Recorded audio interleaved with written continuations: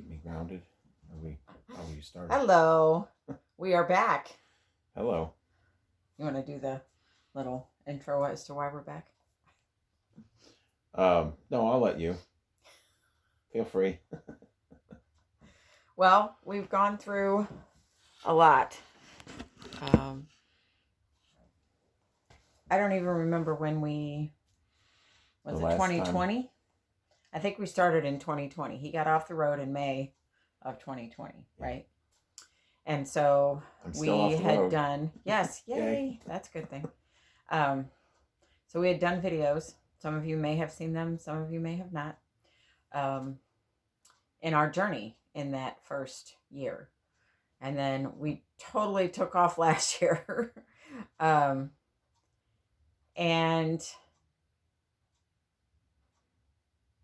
this is just a intro kind of. We're gonna start making videos again, about how we're doing as a couple, what we're doing as a couple, why we're doing what we're doing as a couple. The last year has been a huge year of growth and expansion and education, learning about ourselves, his trauma, my trauma. We just said again this morning that, well, you can share what your epiphany was this morning about your parents. Like right now. Yeah. Yeah. Well, just to dovetail on what she said a little bit, though, before I say that, the reason that we feel compelled to do these videos is it's not an ego thing. What we're hoping is that some of what we do, some of what we share might help other couples to figure out some of the difficulties with being a couple. I mean, if you look at the divorce rate that is absolutely astronomical, I think we both agree and feel that people don't try hard enough. And, it's easy to give up and say, oh, there's another fish in the sea somewhere else. But, when you have, like in our case, we do have 5 children together. And I mean, they're adults, so they're not really, we're old. But they'll always be our children. Yes, that's one thing we've definitely become extremely aware of, is that you are a parent for life. It's not like you get them up to 18 and then they're gone, and you never have to think about them. But what she was referencing,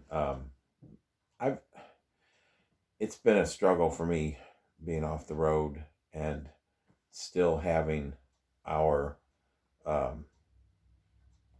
what's the best word? Our connection is not what I was imagining in my fantasy. When I always thought, oh, well, when I get off the road, we'll have a wonderful relationship. And it's become more and more apparent that the reason I was on the road was so that we could stay together, because we probably wouldn't be together if I had been home the whole time, because she and I have... Do you think it would have been because we didn't try hard enough? Well, we probably that's what you said, but I think it's tools. People don't have the tools. They don't have families around them that support them in working through the hard stuff, because they have no idea how to work through the hard stuff. Yeah. And so it's easier to just call it quits and say, see you later. And it would be much easier for us to say goodbye. But in staying together and working on our stuff, it has taken a realization and an awareness that we had to take what we had and level it, because it was born out of trauma. It was born out of hormones at 15 and 17. That's the truth. Then we started having sex and having babies, and bingo bango, 15 years later, we got 5 kids and our heads are, right here's the water level. And, we're barely breathing. And there's so much. And we're hoping that what we're going through can help other people, first of all, do their work, their work. And when I say that, I mean their emotional, mental, spiritual, trauma work to grow up, to be an adult and not live in the dysfunction that we were both conditioned in. And the point that I was going to have you make was that you didn't get any parenting. Yeah, I know that. Okay. So. I figured that. Yeah. So you can continue with that. Well, the epiphany that I had this morning was simply that, the parenting that I and my sisters, all of us got, was almost non-existent in a lot of ways. Sherry and Cindy they would probably protect mother in that regard, but she left when I was 6 and did not mother me, and my father was not capable of much of anything around parenting. I mean, I feel blessed, quite frankly, when I look at it, that I had the Boy Scouts, because I at least got a lot of good mentoring in there. But beyond that, that was my epiphany that we were talking about this morning. And one of the things that I don't remember what all we've shared over the past when we should probably do a review we should look at our videos so that we can kind of clarify. But one of the things that I have become more aware of is that I don't like women per se, because of the trauma that I was dealt with from my mother. And then, of course, Amelia has the thing with the men. sexual abuse. So we're sitting with that piece this year, with that awareness, just kind of a new awareness in the last month, kind of maybe. Yeah. I don't like men. He doesn't like women. So how do you have a relationship with that? Go figure. It is a challenge. Yeah. Well, and it is a leveling of what we knew. It's a leveling of what we had built, what we thought we had built. I think when you build a relationship on dysfunction and fantasy and magical thinking was good. It falls apart. It will fall apart somewhere along the line. And if you don't have enough of a string, and sometimes it's a string, sometimes it's a thread, sometimes it's a rope. If you don't have enough of that to hold yourselves together, you're gonna separate. And that's the way that it goes. He and I are still wanting to see what's on the other side of this once we grow ourselves up. Coming out of the dysfunction I came out of, coming out of the dysfunction that he came out of. And it's not easy to adult. It's not easy you have to parent yourself as well as the 5 children. And his big thing for, up until this point in our lives was money, money, money, money, money, money, money, money, money. Man, the money train is running out of money. It's always running out of money. We got to go get more money. And when you're focused on that piece, you can't be focused on, how you feel about something someone said because it triggered and you got hurt feelings. And it's like, you just stuff all of that over in a box, or you eat at it, or you drink at it, or you spend money at it. And it's all dysfunction.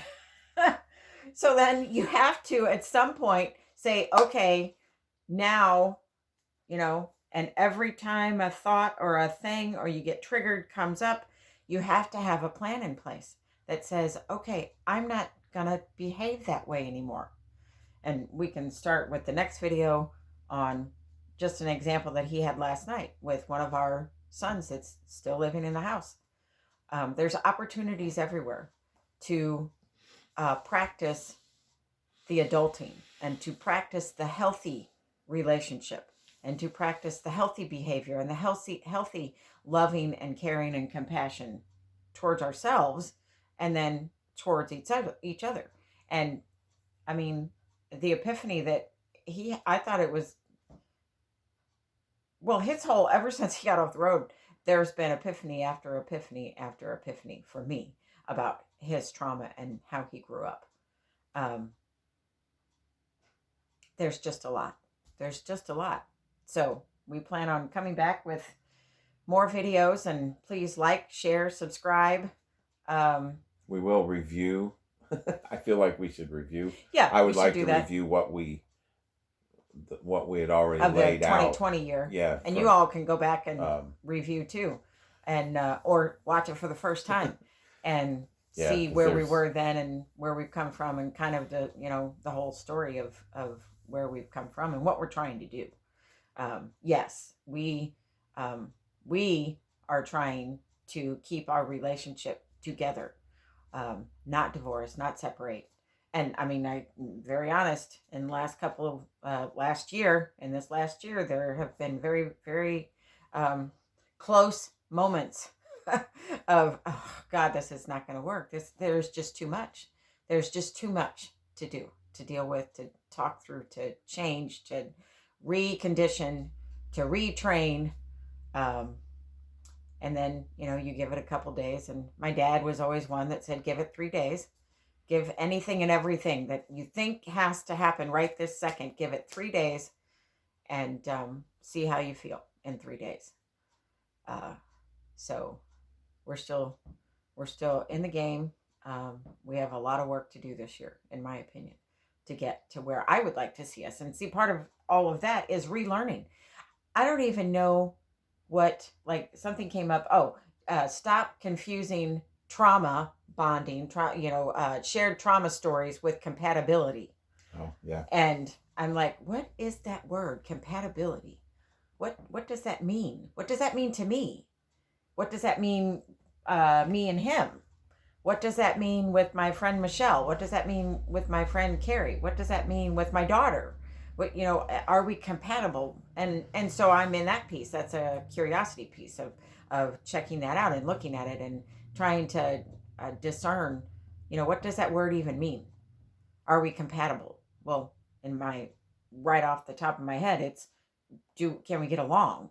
Do we have a couple things that we can do together, that we like to do together? And I can check both of those. For the most part, he and I get along very well. If, we're at a restaurant and they're like, they come out and they say, oh, it's going to be an hour. We're like, oh, we always joke and say, oh, well, at least we like each other. At least we can talk to one another. Whereas some people would be going, oh my God, I don't want to wait an hour with them. I don't know what I'm going to say to them. So we have that. And so, when you look at that word compatibility, we have plenty of things that we like to do together and the same interests. So I think we're compatible. I think I can put that in but that marriage box, there was a meme that I put out there. What do you put in your marriage box? Yeah. What's in your marriage box? And at that point, when that came out, and that was maybe 3 weeks ago or something, me personally, I don't feel like I have anything to put in that box yet, because I'm still educating myself on who I am, what I want, and what is, quote, healthy. And I don't want to put everybody in a box and say, oh, well, that's not healthy, or that's healthy, or, you have to change. I want to figure out what's healthy for me, and he needs to figure out what's healthy for him. He needs to individualize. I need to individualize. I know we were using that word a lot in 2020. So we grow ourselves up to be a 58-year-old woman and a 60-year-old man. And then we come and we ask that question, do I even like you? Let's go on a date. And I know that all seems very confusing and mixed up because we've been together since we were 15 and 17, but that seems to be where we're at.